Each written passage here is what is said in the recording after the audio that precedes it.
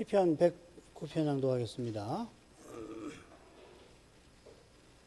나의 찬송하는 하나님이여 잠잠하지 마옵소서. 대저 저희가 악한 입과 괴사한 입을 열어 나를 치며 거짓된 혀로 내게 말하며 또 미워하는 말로 나를 두르고 무고히 나를 공격하였나이다. 나는 사랑하나 저희는 도리어 나를 대적하니 나는 기도할 뿐이라. 저희가 악으로 나의 선을 갚으며 미워함으로 나의 사랑을 갚아싸우니 악인으로 저를 제어하게 하시며 대적으로 그 오른편에 서게 하소서.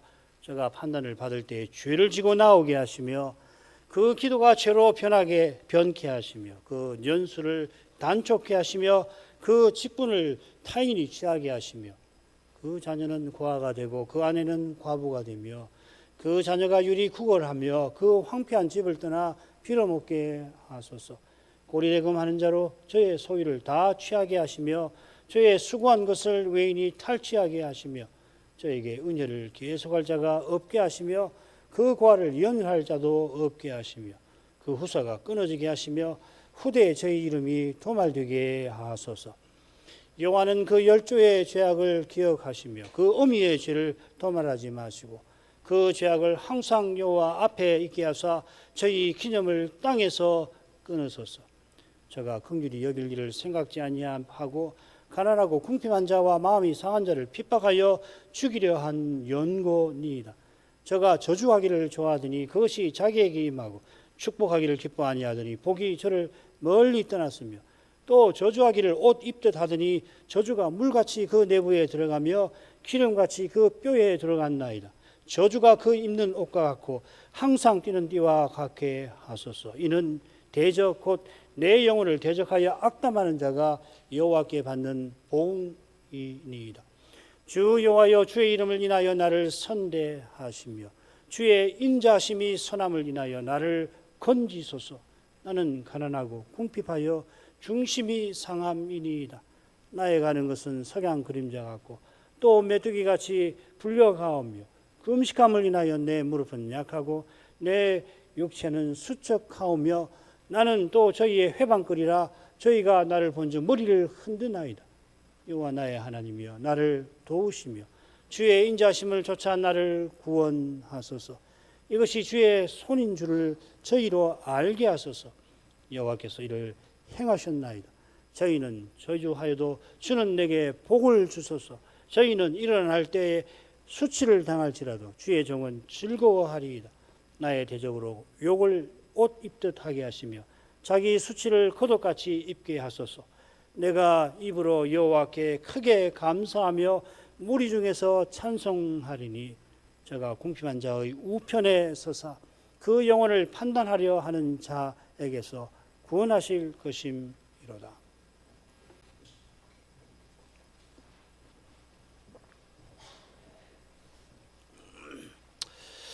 오늘 살필 시편 109편은 앞에 나오는 108편, 뒤에 나오는 110편과 더불어서 다윗의 시이고 이 셋을 묶어서 다윗 모음집이라고 학자들은 흔히 말합니다.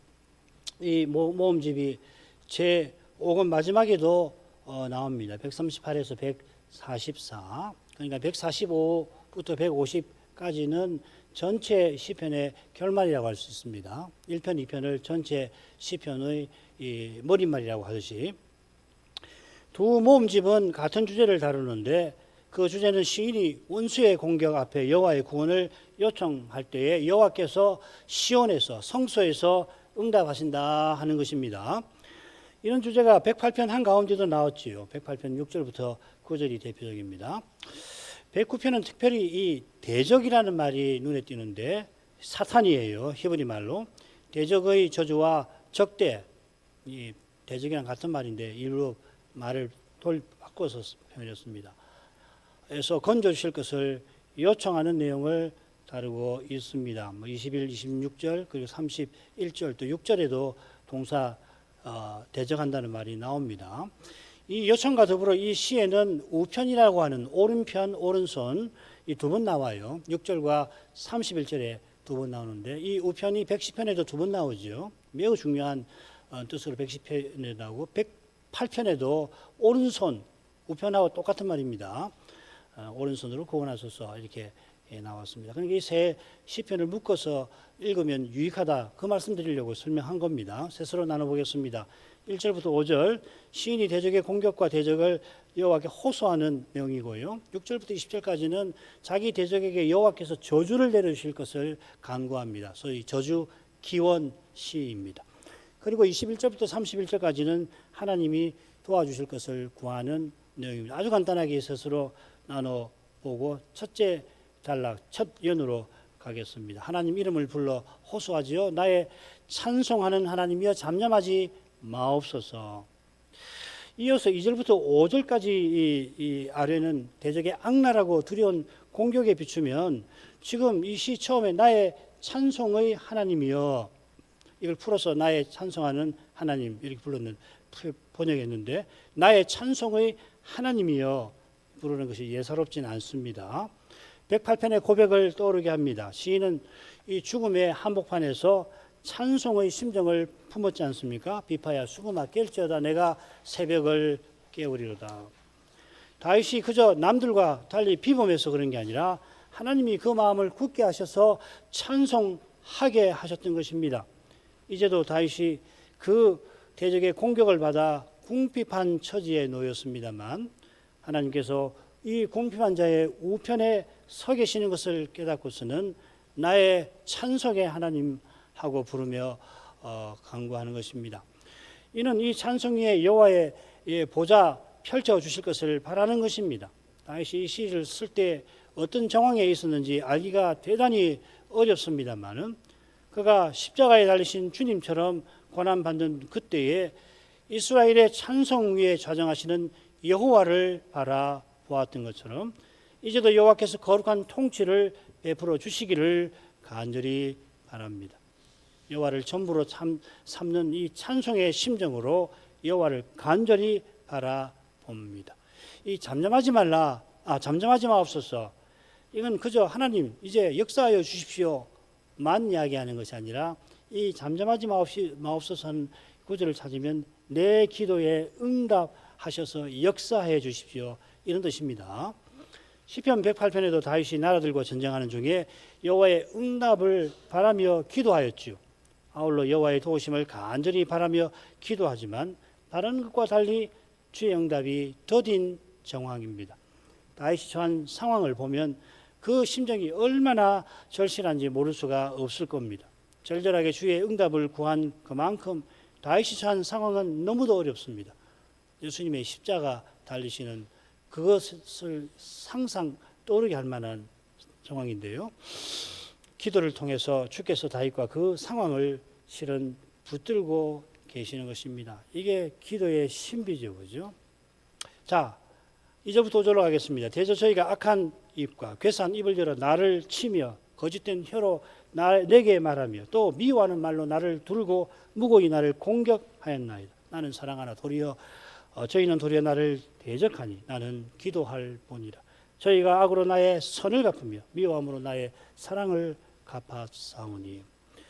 대적의 공격이 크게 둘로 표현되었습니다. 첫째로 그들이 말로 다윗을 공격을 하고 2, 3절. 둘째로 그들이 사랑하는 다윗을 미워합니다. 4절, 5절이죠. 그런데 이 두 부분에 똑같은 낱말 미움이 나오는데 이게 둘을 묶어주는 것이거든요. 신아라고 하는 말인데 이게 대적의 공격의 뿌리가 되겠죠. 다윗은 사랑하나 대적은 미워하고 악으로 다윗의 손을 갚습니다. 이 표현 듣자마자 이 요셉과 야곱의 이 아들들, 요셉과 요셉의 형들의 관계를 떠오르게 하죠. 창세기 50장 말입니다. 다윗이 사랑하는 이는 형제들입니다. 그들이 대적이 되어서 공격하는 것은 하나님께서 요셉의 형들의 악을 선으로 바꾸신 그것과 정반대되는 그런 악한 것이에요. 이게 보통 악이 아닙니다. 그래야 이제 6절 이하에 나오는 소위 그 저주 기원을 이해할 수가 있는 거거든요. 이 사실에 말씀드린 대로 악한 입, 괴상한 입, 거짓된 혀, 미워하는 말 넷이 나오지요.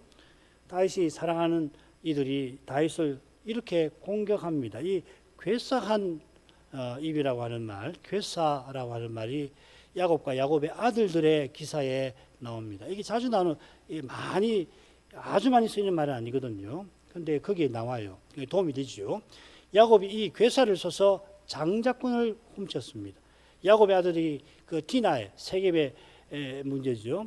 그 세겜이 디나 욕보인 그 디나의 문제로 세겜 사람을 몰살시키려고 괴사를 썼다 했습니다. 이 레위와 시몬이 이 괴사를 써서 세겜 사람을 몰살을 시켜서 야곱은 이제 너희가 나를 죽게 하고 언약의 집을 망하게 할까 두렵다 하지 않았습니까? 지금 다윗이 말하는 이 괴사한 입은 그저 사실 왜곡 정도가 아니라 다윗을 죽이고 언약을 허물 정도로 악한 것을 가리키는 겁니다. 괴사한 입의 힘은 악한 사람의 악한 꾀와 붙어 있는 거죠. 이게 아주 상징적인데 이 말, 그저 말이 아니라 그 말 뒤에 있는 마음에서 나오는 악한 꾀, 그 꾀로 사람이 이 악한 힘을 동원해서 자기 욕망을 이루는 거 아닙니까? 거짓된 혀는 제9계명에 나오는 그 거짓입니다. 이웃 곧 형제에게 거짓 증거하지 말라 하셨는데 지금 다윗을 죽이려는 이가 자기 그 다윗의 이웃이고 제9계명을 비롯해서 하나님의 계명을 짓밟는 자임을 암시합니다. 계명을 모르고서 어기면은 반드시 속죄제를 드려야 하는 것처럼 계명을 짓밟는, 의도적으로 짓밟는 죄는 언약을 허무는 죄고 나라를 망하게 하는 죄입니다. 이런 무서운 죄는 미워하는 마음, 여기 미움의 마음이라고 되어 있어요. 이 미움의 마음에서 미움의 말이 나오는 겁니다.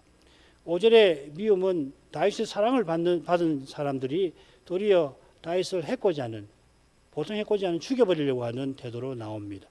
이 미움이 얼마나 두렵고 놀랍게 하는 것인지 나는 기도할 뿐이라 다윗이 밝힐 정도입니다. 하나님 외에는 자기 형편, 심정을 헤아려 줄 일을 도무지 찾을 수 없는 그런 상태입니다. 이 미움에 관해서는 4, 5절에서 좀 더 생각하지요. 미워하는 말로 두른다 했는데 이 표현이 어디 나오냐면 다윗이 십화무지에서 사울의 군대에 포위되어 이 살길이 막힌 상황을 이 표현이 떠오르게 합니다.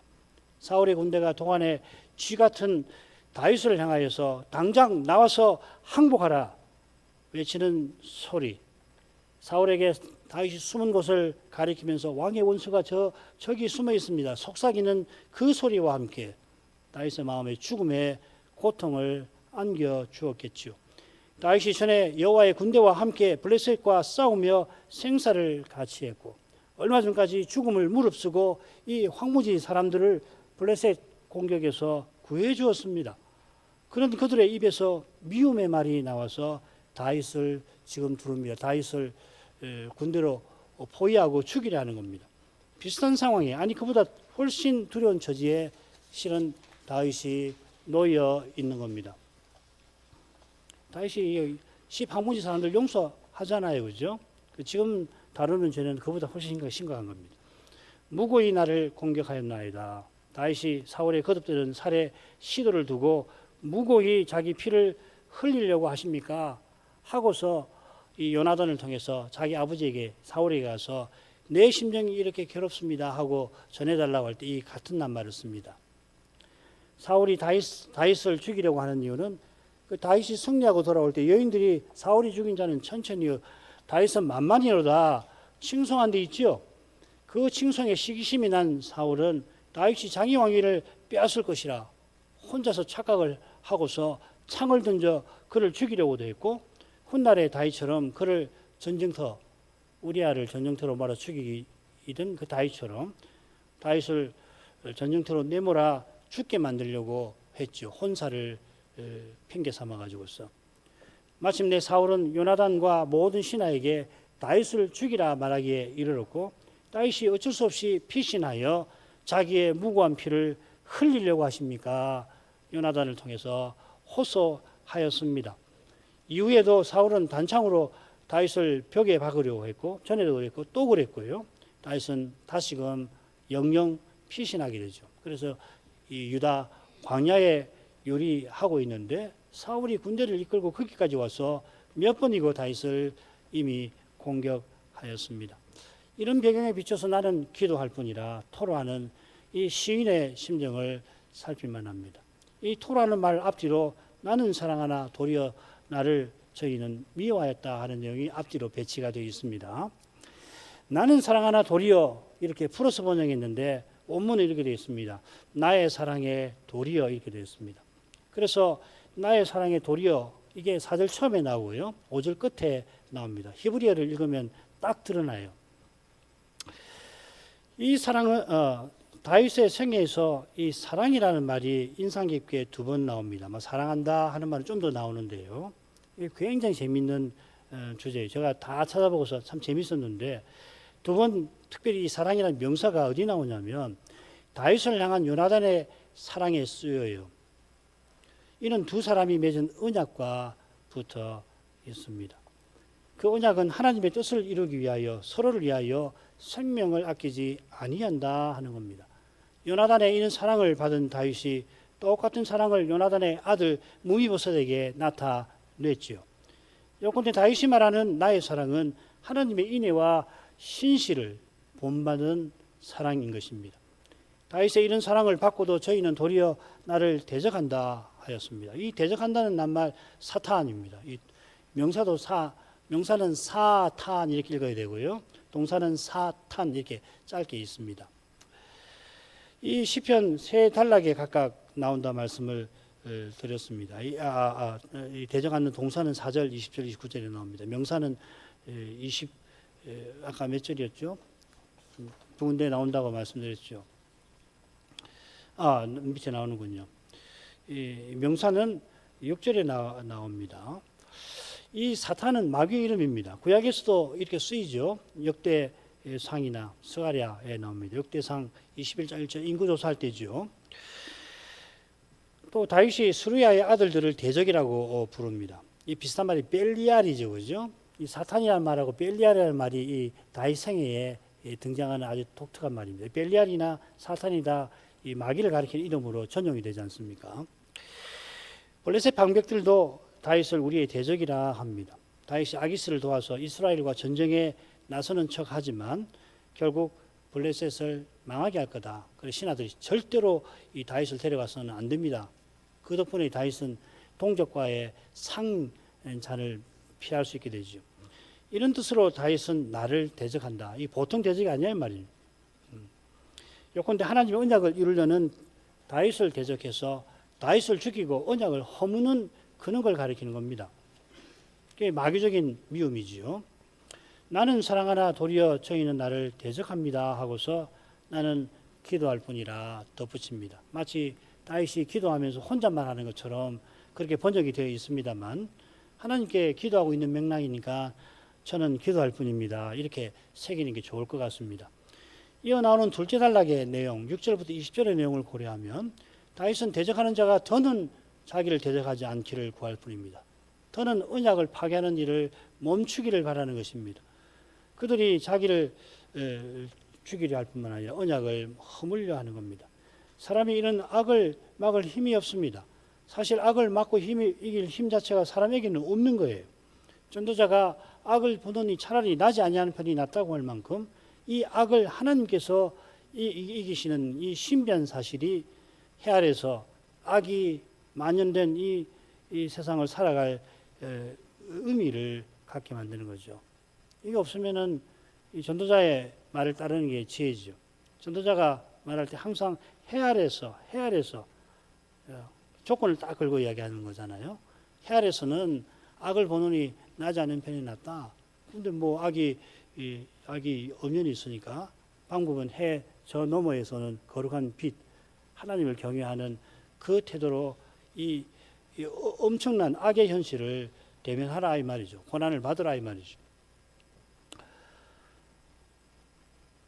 사랑하는데도 미움받는 것이 해 아래서 전부라면 나는 기도할 뿐이라 얼마나 허망하겠습니까? 이건 장차 부활이 없으면 믿음으로 살아가는 신자가 제일 불행하다 한 것과 마찬가지일 것입니다. 그리스도의 부활이 이미 있고 장차 그리스도와 같아질 부활이 기다리고 있어서 지금 교회와 신자는 고난의 현실을 대면하는 겁니다. 게다가 그 고난이 영광을 이루니 그 고난을 기쁘게 견디고 심지어 그 고난을 즐거워하기도 합니다. 로마서 5장 2절은 그런 것이죠.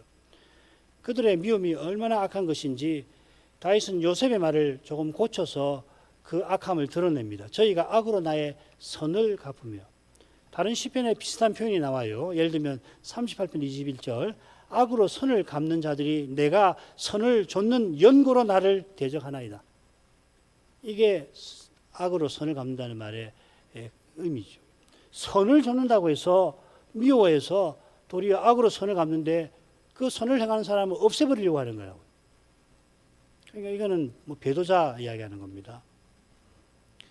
야곱의 아들들이 요셉을 미워하는데 그런 점이 없지는 않지만 지금 선으로 악을 갚는 이는 우리의 악을 선으로 갚으시는 하나님을 철저히 대적하는, 그래서 우리의 악을 선으로 갚아서 하나님 나라를 세우려고 하시는 그분의 그 뜻을 무너뜨리려고 하는 그런 사람입니다. 하나님께서 악을 선으로 갚아서 우리도 선으로 악을 이기게 하시는 겁니다. 하나님이 십자가에서 우리의 죄를 담당해 주셔서 우리도 우리 십자가를 지고 죄의 권세와 싸우게 하십니다. 이게 바울 사도가 권면하는 이 교훈과 윤리의 핵심이죠. 사도가 전하는 교훈은 믿음으로 그리스도와 함께 하게 하심이고 그 윤리는 그리스도처럼 선으로 악을 이기는 겁니다. 그리스도와 함께 고난 받는 것입니다. 이는 그리스도의 세계에 영원한 제국과 붙어 있는 겁니다. 악으로 선을 갚는 이, 선을 좇는다고 대적하고서 악을 좇게 하려는 이는 하나님을 대적하고 그 나라를 허물려는 사람인 것입니다. 이 사람은 악을 선으로 바꾸시는 구원을 가로막는 사람입니다. 이보다 악한 일이 없습니다. 이만큼 악한 일이 바로 배도입니다. 하나님의 아들을 다시 십자가에 못 박아 현재 욕을 보입니다. 이런 데에서 이 배도가 얼마나 악한 것인지 알 수가 있죠. 이런 악한 일은 태고적부터 사탄이 쉬지 않고 노리던 바로 그 일입니다. 이 일은 세상 끝에 가장 두렵게 벌어질 것이고 벌어져야 합니다. 이런 내용에 비춰서 둘째 단락에서 다윗이 저주를 기원하는 그 심정, 그가 간구하는 저주가 무엇인가를 제대로 헤아릴 수가 있겠습니다. 둘째 부분으로 가죠. 줄거리를 그냥 보십시다. 이 저주가 여럿인데요. 처음에는 자기 대적에게 내리시는 저주가 6절부터 8절, 그 다음에 그의 후손 식구들에게 내리시기를 바라는 저주가 9절부터 13절, 그 다음 14, 15절은 그의 열조에게 내리시는 저주고요. 그 다음에 16절부터 20절은 다시 대적에게 저주를 내리시는 이유가 나오고 대적에게 저주해달라고 구하는 결론입니다. 그러니까 그리고 6절, 20절에 보면 대적이라는 표현이 나와요. 20절에는 저주받을 대적인데 6절에서는 저주받은 악인의 오른편에 그의 대적이 선다 이렇게 돼 있죠, 그죠? 그 대적 역시 악인이죠, 그죠? 하나님께서 악을 악으로 갚아주실 것을 다윗이 구합니다. 하나님께서만 악을 악으로 공의롭게 갚으실 수가 있습니다. 그처럼 하나님의 공의가 그분의 자비 없이 시행되는 것보다 두려운 것이 없을 것입니다.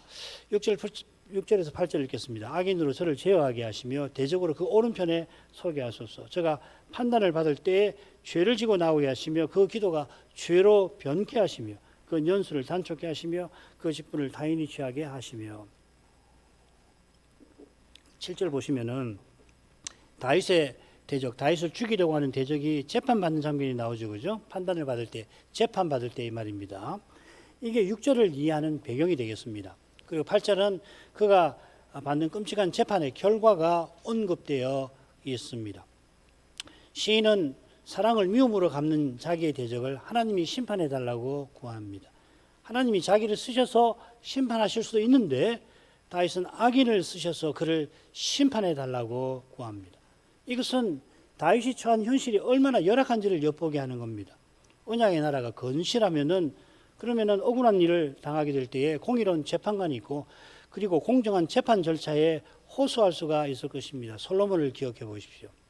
처음에 솔로몬 말이에요. 지금 다윗은 그럴 형편이 되질 않습니다. 이스라엘 나라는 엉망이 되어버린 것입니다. 악인이 득세하여 시인을 조롱하고 위협합니다. 합니다. 그들이 마치 사자들, 황소들, 개떼들처럼 시인을 둘러싸고 있습니다. 시인을 건지실 분은 하나님이신데 그 거룩하신 하나님께서 악으로 악을 심판해 주시기를 구하는 것입니다. 악인으로 그를 제어하게 하시고 대적으로 그 오른편에 서게 하소서 했습니다. 이 제어하게 하다, 서게 한다, 이 법정과 관련된 표현입니다. 여기 제어한다라고 하는, 제어하게 한다, 제어한다는 동사인데요. 그 명사가 8절에 나와요. 직분이 그 말입니다. 이 파카드, 피크리라는 말인데 이 직분이라는 말이 여기 나옵니다. 그러니까 이 제어한다는 말은 재판관의 어떤 활동을 암시하는 거죠. 대적으로 그 다윗의 원수의 오른편에 서게 하시는 것은 그를 쳐서 정언하게 하신다 하는 겁니다. 요거 스가랴서를 읽으면 도움이 되실 겁니다. 대제사장 여호수아는 여호와의 사자 앞에 섰고 여호와의 사자가 재판장이 되시는 거죠. 사탄은 그의 우편에 서서 그를 대적하는 것을 여호와께서 내게 보이시니라. 이 사탄이 이 대제사장 여호수아 그 포로 이후에 돌아온 때 그 여호수아 대제사장 말이에요. 그 오른편에 서서 이 여호수아 대제사장이 부정하다고 이 부정한 사람이 어떻게 대제사장직을 행할 수 있겠습니까? 하고 이 그를 쳐서 항의하는 거죠, 그죠? 검사같이. 악인들이 서로 권력을 탐하는데 다윗의 원수가 권력 경쟁에서 패배한 경우일 수 있겠습니다. 악이 악인을 죽인다는 말씀처럼 다윗의 원수를 악한 꾀로 누른 그도 결국 자기 악에 망하고 마는 것입니다. 이것이 죄의 삭슨 사망이라는 말씀과도 연결되는 겁니다. 죄에게 종로로 돼서 온갖 불법 불의를 원대로 자행한 사람은 심지어 죽는 그 순간에도 평안하게 죽을지는 모르지만은 그 후에 영원한 심판, 죽음이 그를 기다리는 것입니다. 그러니까 마음껏 죄짓고 자기 원대로 다 하고 욕망대로 다 이룬 사람 부러워할 거 하나도 없다는 게 시편 73편의 주제 아니에요. 부러워할 거 하나도 없습니다. 죄 짓는 거, 마음대로 죄 짓는 건 두려운 것이에요. 근데 신자는 다르죠. 하나님은 왜 내가 조금만 뭘 잘못하면 금방 그걸 놔두지 않고 나를 괴롭게 하십니까? 그런 말 할 때가 있는데 그게 복된 겁니다. 그게 얼마나 감사한 일이에요. 다윗의 대적이 자기 대적에게 당하여서 판단을 받을 때 죄를 지고 나오게 되기를 다윗은 구합니다. 이런 일이 벌어질 때 그는 자기가 무고히 재판받아서 억울하게 생각하겠습니다만 다윗의 대적이 그러나 하나님의 법정에서 그는 심판받아 마땅한 죄인입니다. 그가 자기의 악한 욕심에 무고한 다윗을 죽이려고 했는데 자기 대적이 금을 치듯이 꾀를 써서 무고히 자기를 죄인 만들 것입니다. 시편에 이런 표현 많죠. 의인을 죽이려고 그물을 쳐서 딱 쳐놨는데 하나님이 그 그물을 도리어 그 악인에게 떨어지게 하신다. 뭐 그하고 같은 것이죠. 하나님께서 참된 믿음으로 사는 자기 백성을 결코 망하게 하시는 법 없습니다. 그리고 하나님의 교회에서는 마침내 꾀쓰고 사람의 힘으로 뭘 하려고 하는 건 다 실패로 돌아가게 하시는 것입니다. 그러나 다윗의 기도를 하나님께서 들어서 그런 일이 있게 하신 것입니다. 심판장께서 거룩한 판단을 내리신 것이죠. 그 기도가 죄로 병케 하시는 거 이거 참 이해하기 어렵습니다. 기도가 4절에 나왔는데 지금 기도는 다윗의 기도와 정반대되는 거죠. 다윗도 하나님께 도우심을 구합니다마는 그 기도는 내 찬송에 하나님을 부르는 것입니다. 그러나 다윗의 대적이 드리는 기도는 죄, 이 죄는 성소를 더럽히는 죄입니다. 하타가 될 것입니다. 다윗을 미워하여 언약을 허무는 사람이 어려운 현실에서 벗어나 다윗을 죽이려고 들 텐데 하나님이 그걸 얼마나 가증히 여기시겠어요? 절대로 용서치 않으시죠. 들으시지 않지요. 이게 이사야서 1장에 나오는 손에 피가 가득한 채로 드리는 기도는 가증한 것이다. 듣지 않으신다 하는 말씀하고 같은 거죠. 그렇죠? 하나님께서 가정한 것을 잠시도 두고 보시지 않습니다. 이걸 잘 아는 다윗은 그 년수가 단촉해 하시며 하고 구합니다. 다른 말로 하면 언약의 나라를 허는 그 일을 속히 그치게 해 주십시오. 저 나쁜 놈 빨리 망하게 해주십시오. 그런 정도가 아닙니다. 그처럼 그 직분을 타인이 취하게 하시기를 다윗은 구합니다. 앞서 직분의 동사형이 6절에서 재판의 맥락에 나왔는데 이 직분은 언약의 나라에서 다스리는 직분 같아요. 역대상 같은 데 보면 그런 직분의 이 용어를 씁니다. 이건 주관한다고 번역을 해놨습니다. 언약의 나라를 다스리는 자가 기름 부음 받은 다윗을 죽이려고 든다면, 더욱이 그 직분을 이용하여서 하나님께 주신 직분을 이용해서 그리 한다면 하나님이 그 직분을 빼앗아서 다른 이에게 주시는 것입니다. 이 말씀을 오순절 직전에 베드로가 인용해서 구원난 사도를 뽑지요. 베드로는 주님을 팔았던 가룟 유다의 일이 미리 말씀하신 성경이 응한 것이라 하면서 이 성경을 이루기 위해서 12사도의 수를 채웠습니다. 그러면서 이 말씀을 인용하죠. 그죠? 그의 직분을 빼앗아 다른 사람에게 주게 하옵시며, 다른 사람이 차지하게 하옵시며, 다른 사람이 취하게 하옵시며. 이런 데서 가룟 유다의 배반이 언약의 우선이신 메시아를 죽이는 배도라고 하는 것을 알게 됩니다. 돌려 생각하면 지금 다윗이 저주받기를 바라는 대적은 가룟 유다만큼 심각한 죄인이라 하는 것입니다. 자, 그래서 두 번째 보십시다. 오늘 이거 간단히 살펴야 될 것 같습니다. 그 자녀는 고아가 되고 그 아내는 과부가 되며 그 자녀가 유리 구걸하여 그 황폐한 집을 떠나 빌어먹게 하소서. 고리대금하는 자로 저의 소유를 다 취하게 하시며 저의 수고한 것을 외인이 탈취하게 하시며 저에게 은혜를 계속할 자가 없게 하시며 그 고아를 연율할 자도 없게 하시며 후사가 끊어지게 하시며 후대에 저희 이름이 도말되게 하소서. 물론 이 기도는 네 원수를 사랑하라는 주님의 말씀이나 핍박한 자를 축복하라는 사도의 권면에 어울리지 않게 다가올 수가 있을 것입니다마는, 사도도 주님도 예루살렘의 멸망을 경고하셨다는 것을 우리는 잊지 말아야 합니다. 내 원수를 사랑하라고 해서 아무리 죄를 짓더라도 하나님이 용서해 주실 것처럼 말씀하신 게 결코 아니고, 예수님께서 십자가 지기 전에 예루살렘이 멸망할 것이다, 그리고 장차 대심판이 있을 거다 경고하시지 않았습니까? 경고하신 멸망은 지금 다윗이 구하는 저주보다 훨씬 참혹한 것입니다. 신명기 28장에도 나오죠. 이런 멸망이 임할 거라고 주님이 경고하셨습니다. 지금 다윗이 빈 저주 정도는 일도 아니에요. 차마 입에 올리기도 끔찍한 일이. 하나만 들면 아시겠죠. 얌전해 보이는 어머니가 자기 배로 난 자식을 먹는데 가만히 먹는다고 그러잖아요. 그게 사람입니까? 얼마나 심판이 무서워요. 악기가 되는 겁니다. 그리고 예루살렘 멸망할 때에 이 요세푸스라고 하는 유대인 사가가 기록한 거 보면 악귀들이 되어서 돌아다녔다고 되어 있습니다. 죄는 무서운 것입니다. 그러나 이보다 더 참혹한 일이 마지막 심판대에 있을 것이에요.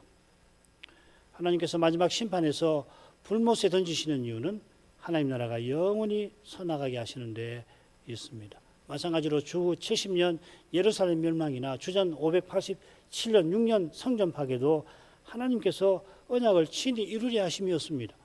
성전에서 에스겔의 8장이든가요, 온갖 우상 섬기는 일 방치한다면, 거기 기록된 대로 그대로 놔둔다면, 메시아를 죽이고도 부족하여서 그의 사도들마저 죽이려고 하는 이 바리새인의 일들을 방치한다면 세상은 어떻게 되며 인류는 어떻게 되는 것입니까? 또 여기 하나님이 창조하시고 구원하시는 일이 완전히 무너진다고 한다면 하나님의 거룩하신 이름은 대체 어떻게 되시는 거고 하나님은 어떻게 되시는 것입니까? 하나님께서 자기 삶을 두고 맹세하실 만큼 반드시 약속을 지키겠다 하셨습니다. 그럴 일은 없지만은 우리를 위해서 만일 내가 이 약속을 지키지 아니하면은 쪼개진 짐승처럼 되겠다 하신 겁니다. 어떻게 그런 일이 일어날 수가 있겠습니까? 그러나 하나님이 오히려 쪼개진 짐승처럼 친히 저주를 받아주시면서 약속을 지키셨습니다. 하나님이 사람 되셔서 십자가 지시려고 예레미야 시대에 성년이 파괴되게 하셨고, 다시 사람이신 그리스도께서 다시 오시기 위하여서 70년에 예루살렘이 무너지게 하신 것입니다. 다윗이 무서운 저주를 자기 대적에게 임하기를 구할 때 그의 마음은 오실 메시아를 간절히 바라보았을 것입니다. 하나님의 언약과 구원을 허무는 그 두려운 죄가 다 사라지고 하나님의 거룩한 영광이, 특별히 사랑의 영광이 온 세상에 충만할 그날을 바라보았을 것입니다. 그 영원한 영광과 복된 날을 위하여 이 순간에도 그리스도께서 죄와 죽음의 권세를 물리치고 계십니다. 죄를 가볍게 여기는 이마다 주님이 행하시는 신비를 결코 맛보지 못할 것입니다. 그러나 이 신비를 맛보는 이는 죄가 얼마나 끔찍한지를 알고 날마다 회개하며 주를 의지할 것입니다. 기도하겠습니다. 거룩하신 아버지, 주의 종 다윗이 악한 대적에게 무고히 공격받은 그때에 그 대적에게 하나님께서 저주를 내려주시기를 구하였던 그 심정을 저희들어 헤아리게 하십니다. 다윗이 당한 악이 무엇인지를 제대로 알지 않고서는 그처럼 전도자가 악을 보느니 차라리 세상에 나지 않는 것이 가장 낫다 할 정도로 그 악을 쏟아내는 인생의 죄가 어떤 것인지를 제대로 깨닫지 아니하고서는 다윗의 이 거룩한 심정, 그에게 이 심정을 불러일으키셨던 우리 주님의 거룩한 심정이 언약과 죄를 허무는 죄에 대하여 얼마나 절절하게 나는지 도저히 헤아리지 못하겠을 것입니다. 다윗이 구했던 저주가 결코 사적인 안갚음이 아닌 것을, 그가 자기를 그렇게 미워했던 사울을 대하는 태도나 자기가 죽음에서 건져주었던 형제들이 자기를 죽게 하려 하는데도 여전히 사랑하는 심정에서 분명히 알게 됩니다. 그런 다윗이 하나님의 저주를 구한 것은 오직 메시아와 그분의 영원한 나라를 간절히 바라는 심정과 붙어 있음을 믿습니다. 언약과 구원을 철저히 허무는 이들을 주께서 심판하여 주셔서 메시아의 영원한 나라가 영원히 견고히 서나가게 되기를 다윗이 바랐던 줄 압니다. 우리 주님이 예루살렘의 멸망을 경고하시기 전에 예루살렘을 향하여 가시는 길에 멸망할 그 성을 보시고 우리 주님이 우셨던 것을 기억합니다. 죄와 죽음이 있는 지금 여기서 믿음의 길은 눈물이 친구처럼 함께합니다. 그 길을 걸어가는 교회들과 신자들을 위하여 하늘아버지의 위로와 도우심을 이제도 간절히 구합니다. 예수님 이름으로 기도합니다. 아멘.